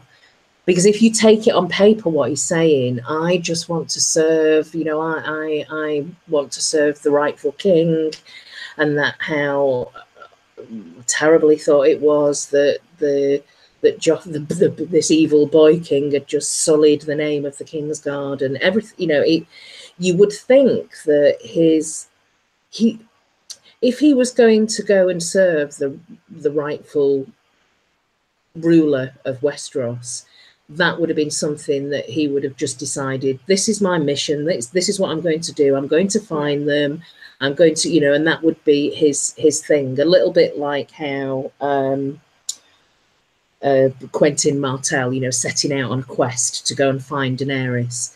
But somehow this is circumnavigated by Illyrio getting involved and kind of, you know, matching him up with Strong Belwas, who I think is a fantastic character, like a literary character, fabulous, and also sorely missed from the TV show. Totally. I love his character. He's a great character in this as well. Barbara says, I thought Varys sent Barristan to Illyrio. I think so. I don't know if that's confirmed, but definitely it's the only way for Barristan to get out of King's Landing safely is through Varys. The same way we get with Tyrion, maybe. And you know, you have to have a connection to get out. So because already Joffrey had sent out the death orders for Barristan. Yeah, and I mean, even Stannis said it. He expected Barristan to show up with him. He expected Barristan to show up in his door. But maybe Varys then said, "I know where the rightful king is." It does make me wonder, why does Illyrio? It's almost like they're getting rid of Barristan. Yeah. Because why not keep Barristan? If Aegon is Aegon, why not keep him with it for Aegon? Is it just too much of a red flag? People might recognize him, or do they? I don't know. Do they want somebody else with Dany at this stage to kind of cover their Targaryen bases? It's a bit of a strange one. It does seem as though as soon as he reveals who he is and like begs forgiveness and everything, that immediately Jorah can suddenly recognize him. So did Jorah? Did they both know about each other and just keep quiet? I think so. Yeah. Yeah, I think so. I mean, you don't go. It's like Clark Kent, you know. He should be able to recognize him. But yeah, so. But of course, we get the Titans bastard again in this chapter. That's right. Who ends up with Qyburn, right? No. Is that right? Am I thinking? No, Barristan kills him. This is when he reveals himself. He's as this. Sorry, I'm thinking of somebody else. Anyway, I don't know what I'm thinking of. But it's Barristan who suddenly Dany realizes, wow, he's not just a squire. He said, well, he was at one point. Obviously, all knights are. But there's this line that Dany comes out with, which are like she's incredulous and feels very lonely, I would imagine, immediately. But you know, a bear's taken away from her, and this really valuable advisor that had been telling her all these tales about her brother and her father. I mean, how she didn't guess that he was somebody quite important just from that, then, you know, but regardless, they were both very valuable to her. So she suddenly feels very alone. And she starts thinking about the betrayals that Quaithe has talked about in the past. But it's this line that she comes out with: "Are all the knights in Westeros false?" Which makes me think, are all the knights in Westeros false? Yeah. There's only maybe one or two.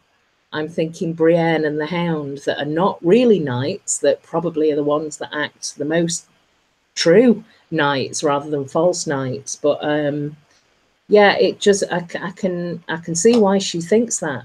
Mm-hmm.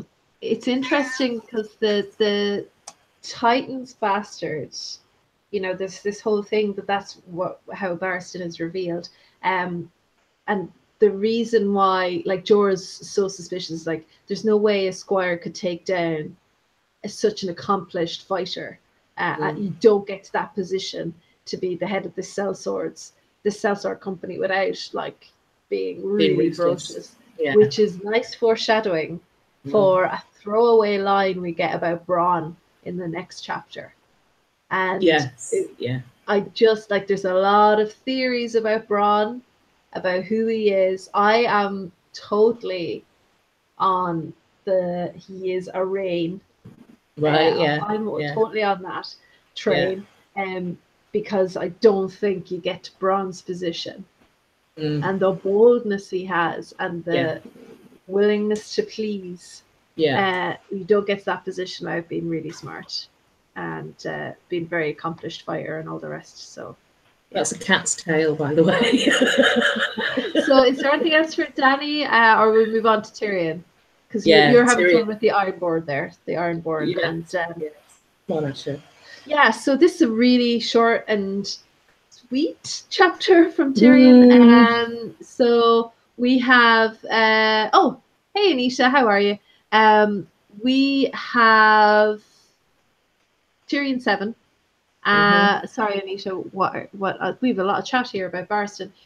So Varys sent Barristan letting him know that he should help. Yeah.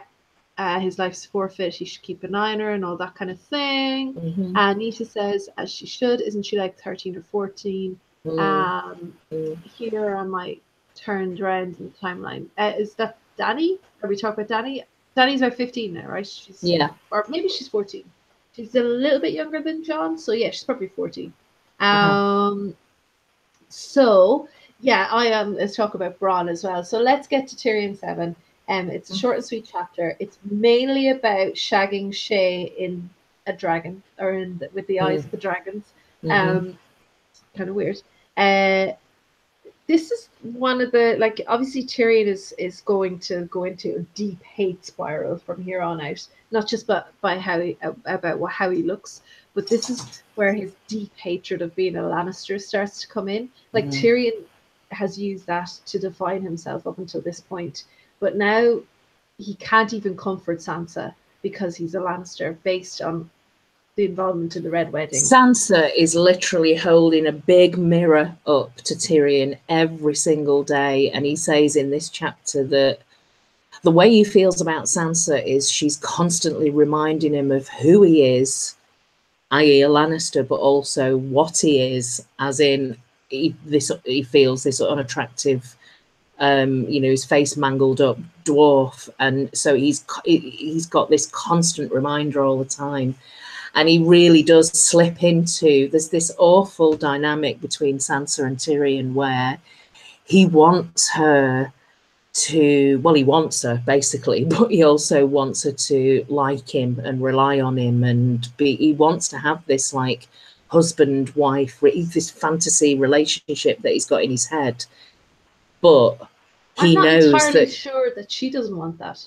I think maybe, possibly, but I think God, you wouldn't blame Sansa for just wanting any kind of comfort or reassurance at this point after everything that's happened. But just the dynamics are so awkward and awful between them. That he's even thinking at one point about, I need to get rid of Shay so that I can focus on my marriage. And then he's thinking about like marrying her off to Bron, and really strange ideas that he has but yet at the same point they're telling each other that they love each other. Tyrion's just messed up at the moment, and it's not helping him gain any kind of clarity by having this huge Sansa-shaped mirror held up to his face every single day. Well, it's interesting because I think the relationship between him and Shay has deteriorated incredibly badly here by this chapter, to the point where Sansa, at the beginning of her next chapter, directly after this, there's a sense that she wants him to be there when she wakes up in the morning. She just, because he's nice to her, and he's one of the few people, and he's changed the staff for her so that they're more trusted. Obviously, he wanted to get Shay in there, but I think he's trying to look out for her as well. But you're right about this mirror, because Shay kind of jokes about him being a monster and she's the maiden, and he gets very sensitive about it because of his looks and his scars and everything. And she does like make sure that the lights are out before she has to sleep with him. And it's a big red flag. It's not something that Sansa would do. Like they can go to bed together at night. He can lie beside her and it's fine. Sansa will make remarks about how unattractive he is and things like that, but it's not cruel. It doesn't feel as cruel as what Shay is doing. And my giant of Lannister, and it makes me forgive Tyrion, I think Tyrion deep down knows this, because I do forgive him when he says that she's just a whore and you she's not fool, innocent. you're being a She's a fool. fool. Yeah. And he's being a fool. Yeah. But that thing about Bran is very strange, where he says that that Bran never balked at eating off his master's plate. That Bran would happily marry her, like, and would like Bran be happy with him sleeping with his wife? Is that the way he thinks it's going to go? He also says there's so many things that go through my head when, well, first of all, when I'm reading it, but also when we're discussing it on Sundays, and it just makes me think it could be actually, wouldn't it be funny if Shay and Bron are actually married? And that this is some kind of like double act, kind of, trying to, maybe they're both, maybe they're related somehow, or maybe that they did seem to come as a mystery. Yeah. They showed up together at the same time, so it could be. It's just a really peculiar thought, but with him talking about marrying her off to Bron. There are all sorts of theories out there about Shay being a Martell, right? Maybe being one of the Sand Snakes, Sorella, Yeah, I mean, anything is possible, I think. I liked the line where he's feeling guilty about being with Shay, even though, he's not sleeping with Sansa or anything like that. But he says the others can take my guilt.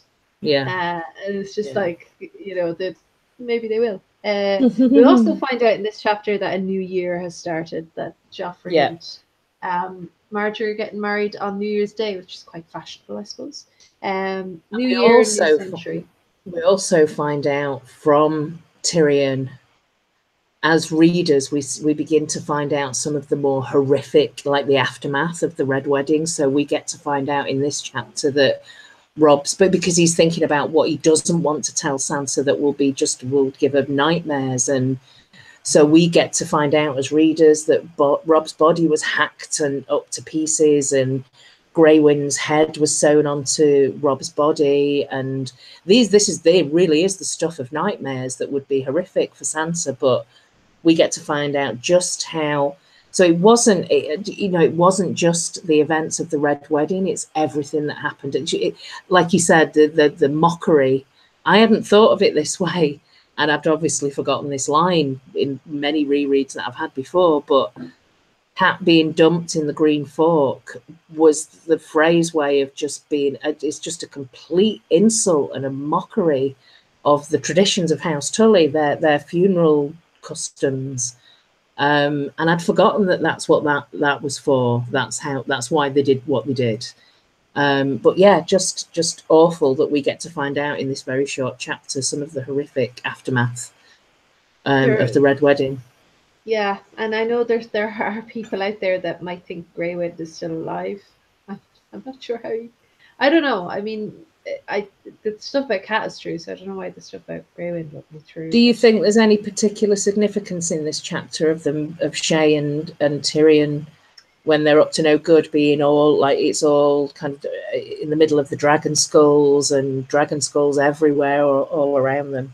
I mean, these chapters like have a lot of, like, this section of chapters, they have a lot of direwolf and dragon action going on actually across all of these chapters. With the exception of John, actually, for a change. Usually he's inseparable from Ghost, but of course Ghost isn't with them.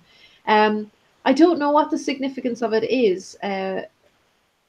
There's definitely, I don't know, maybe it's something to do with Tyrion questioning his identity. I don't think Tyrion is a secret Targ, by the way. But maybe he's surrounded by Targs and he doesn't realize it, as in Jaime, Cersei. I don't know. I'm not really sure what it means.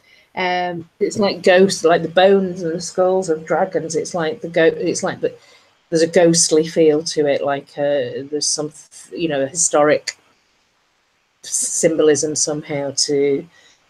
And maybe this is because it's something to do with Shay, and that's her like preferred location, and that she gets some kind of strength from that. And who knows? Well, it is where Varys and Illyrio met, so it could be something to do with secret meetings and trysts and perhaps it shows that she's involved in conspiracy.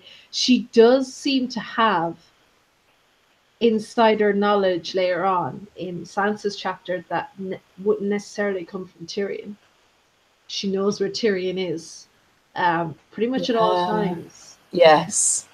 Maybe she's following him. Maybe she's in with the little birds. Everybody is now shipping Bran and Shay, thanks to you, Claire. Sorry. Barbara thinks that all 3 Lannister kids are Targs. Yeah. So, and AU, you've just blown his mind with the Tully funeral link.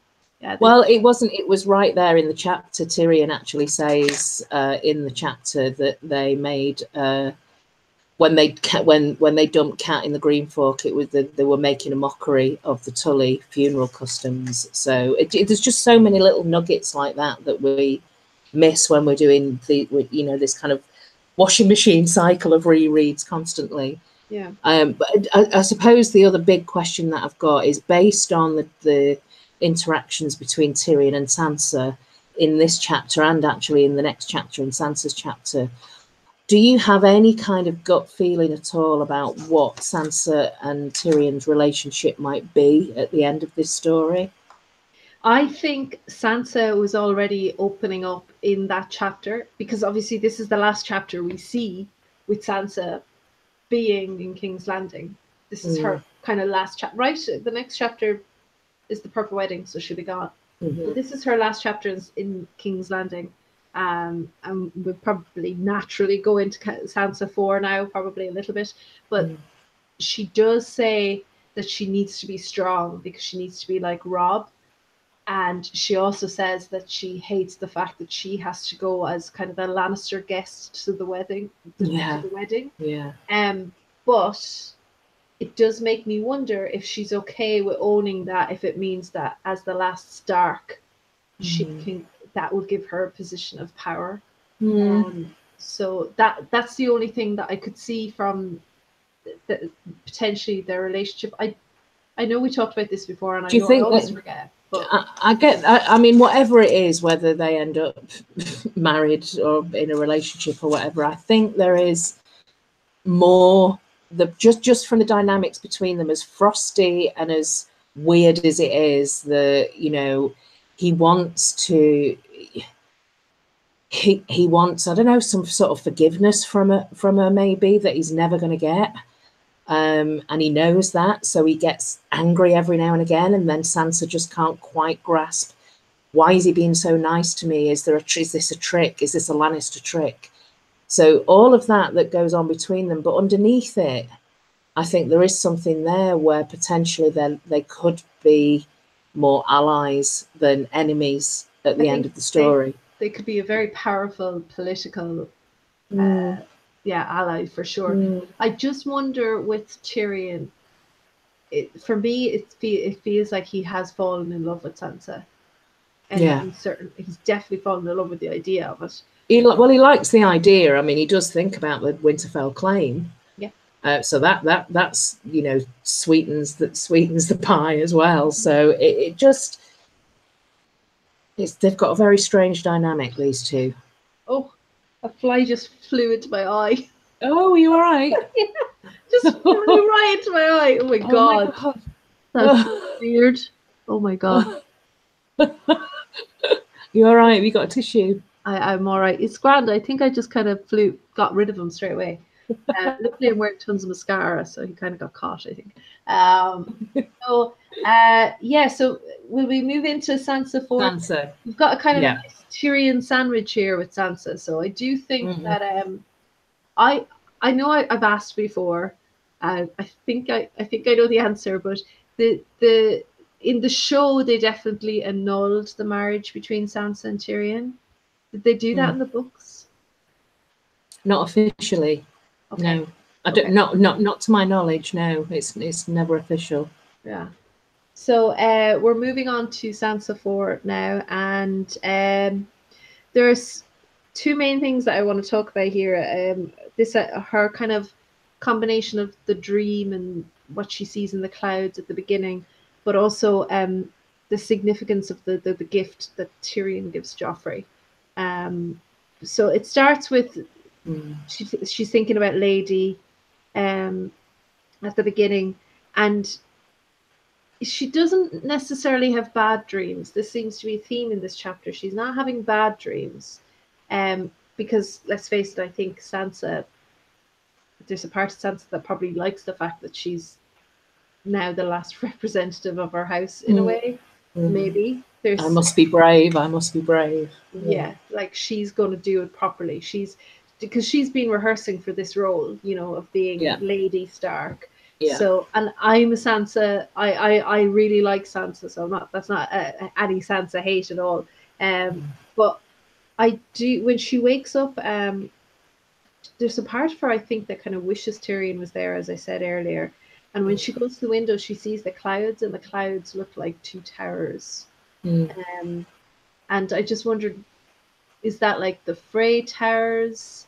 Well, I've put that in my notes that this is foreshadowing her trip to the Eyrie, the castle in the sky, because the two, I mean, it may denote the twins, but eventually the clouds merge into one, and it becomes just one tower, one castle in the sky. And the only castle that I can think of that's in the sky, like the sky cells, is the Eyrie. So I think this is like just a gentle foreshadowing of where she's going to be going when she leaves King's Landing. I think you're right though about her beginning to shape what it might feel like to her if she gets the opportunity to be in a position of power, because she kind of practices this a little bit but she realizes that she can wield some kind of power over Pod that is like looking at her feet and things like that, and she seems to get a small amount of enjoyment out of that. I was thinking, would they have had a sexual relationship? Because originally it was like, you know, she was horrified because he's a pain. You know, he's related to Sir Ilan Payne, who's her like mortal enemy. But she very quickly realizes that, okay, I'm the one in a position of power here. Yeah. And I'm quite enjoying this, actually. Bubba, that kind of rhetoric is more than welcome here. The N+A rhetoric, we like it. We like that a lot. He's trolling Kyle with it. And also when Tyrion shows up for this wedding breakfast, it looks like he slept in his clothes. Yeah. He's also doing a lot of reading. Yeah. But he slept in his clothes, and he's kind of soiled and seems to be already drunk and stuff. And she says, "Oh, you know, you're going to wear your new doublet. It's rather handsome." And then he says, "Yeah, the doublet is handsome."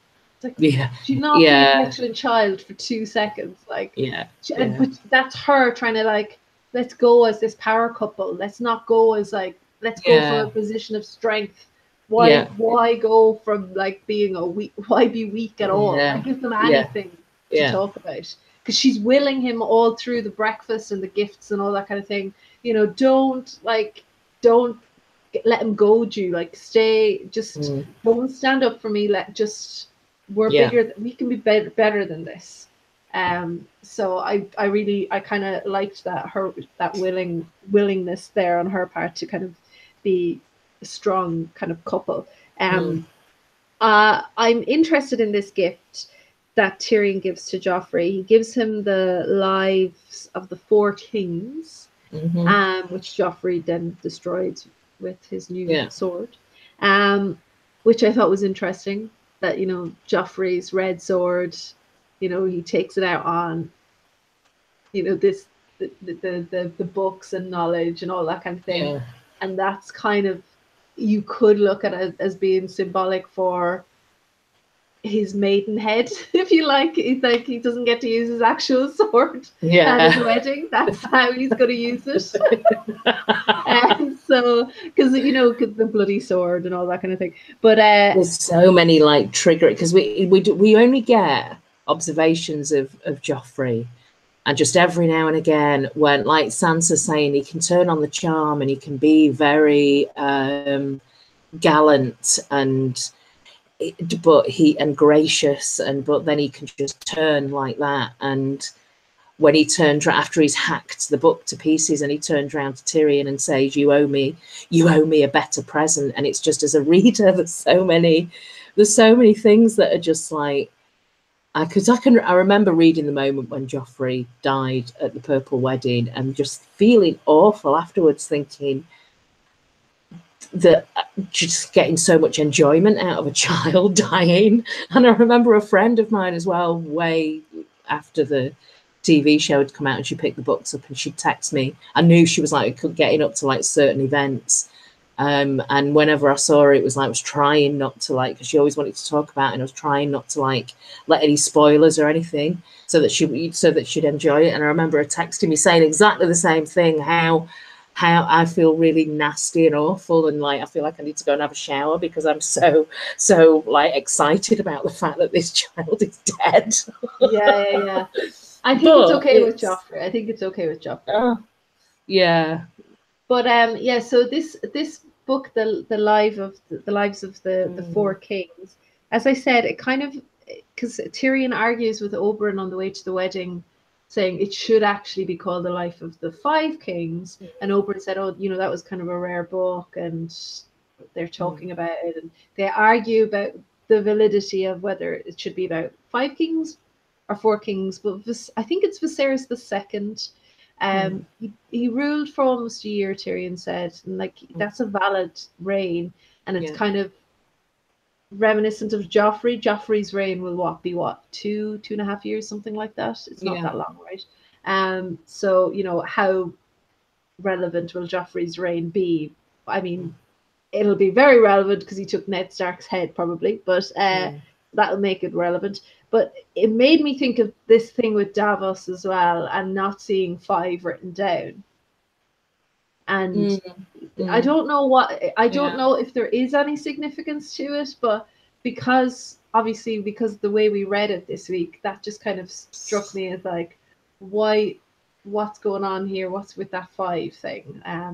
So I just wondered, will that come back in some way? I'm going nowhere with it. There's maybe possibly it could be because they talk about, because there is that, like with the chalice, 7 graces for 7 kingdoms, and so maybe there is some significance in that number. And I think certainly little things like, you know, Davos not being able to pronounce the number, but for me, this reference seemed, and to be honest with you, I wasn't paying a massive amount of close attention when I was listening to this, but I was doing a million other things. But what it kind of said to me was, don't always, you